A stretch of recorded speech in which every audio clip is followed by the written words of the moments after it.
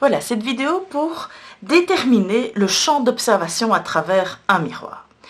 Donc, voici la scène. Je vous propose la scène suivante. Vous avez un pickpocket qui est en train de voler un portefeuille dans la poche d'un enfant. L'adulte qui est ici devant ne le voit pas puisqu'il est de dos aux enfants, mais il a devant lui un miroir. Est-ce qu'en regardant dans le miroir, il verra la scène ici derrière? Donc, il faut déterminer la zone vue par l'observateur dans le miroir, c'est-à-dire le champ d'observation. Alors, il existe deux méthodes. Je vais d'abord vous expliquer la première méthode. Alors, on va tracer deux rayons réfléchis passant par les bords du miroir et arrivant dans l'œil de l'observateur. Alors, évidemment, le bonhomme, il a deux yeux, comme logique. Je vais considérer que je vais faire l'exercice avec cet œil-là, que j'appelle O pour œil. Et donc, je vais dessiner les rayons qui ont été réfléchis par le bord du miroir et qui arrivent dans l'œil de l'observateur. D'un côté, et je fais de même pour l'autre extrémité du miroir.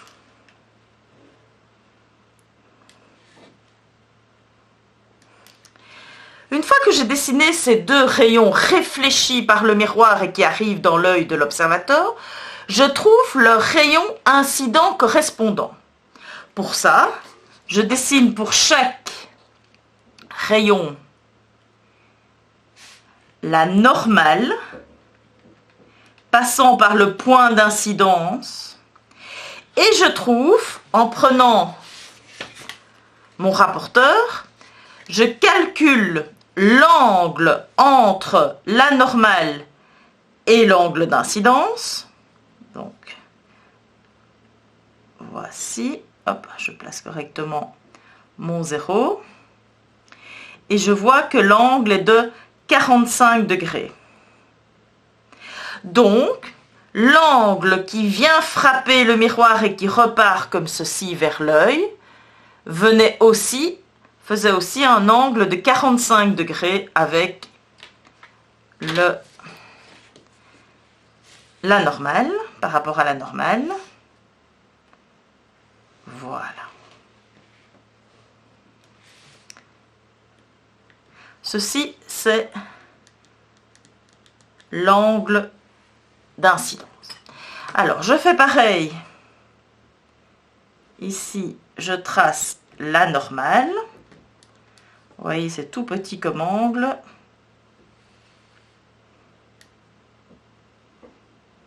Je calcule l'angle. Voici l'angle d'incidence. Eh bien, la zone d'observation, la zone vue par l'homme, se situe entre les deux rayons incidents que vous avez dessinés.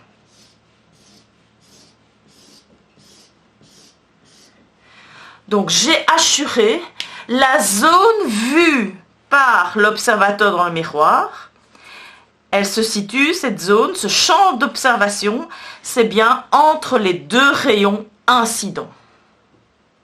Et donc, conclusion, l'homme voit bien la scène qui se trouve dans son champ d'observation. Voici la première méthode. La deuxième méthode, je pars exactement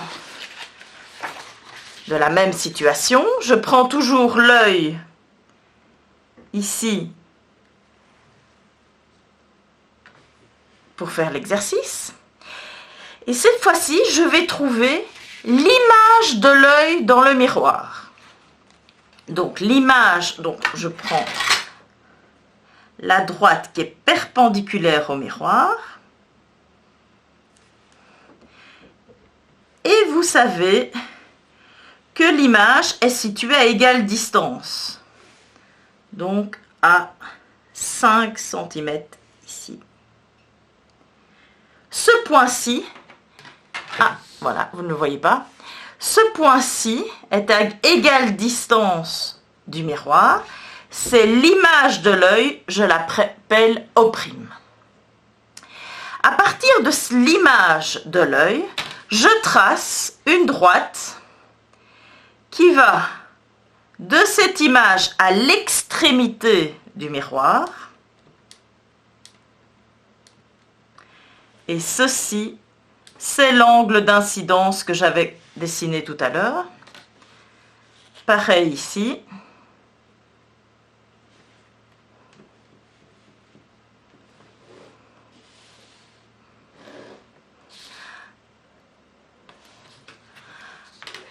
Donc, le prolongement réel de ces rayons, c'est les deux.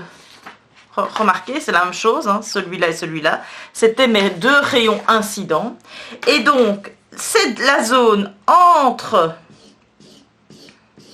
ces deux rayons, c'est le champ d'observation.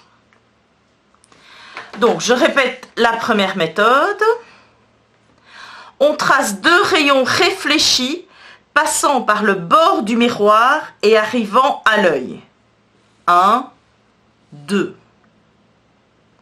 Ensuite, on trace les rayons incidents de ces deux rayons réfléchis. Ici, le rayon réfléchi fait un angle de 45 degrés avec la normale. Je fais l'équivalent de l'autre côté. Voici le rayon incident qui a été réfléchi dans l'œil.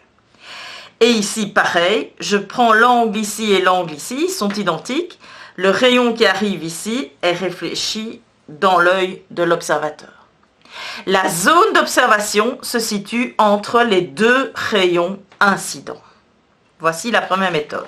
La deuxième méthode, je prends l'œil de l'observateur, je lui dessine l'image de l'œil dans le miroir, je trace une droite allant de l'image de l'œil au bord du miroir, et le prolongement de cette droite, c'est le rayon incident précédemment.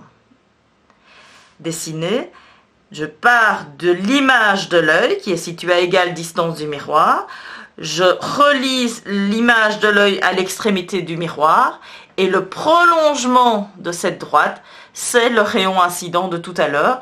Et donc, entre ces deux rayons, on a la zone d'observation à travers le miroir, la zone vue par l'observateur qui donc voit la scène derrière lui.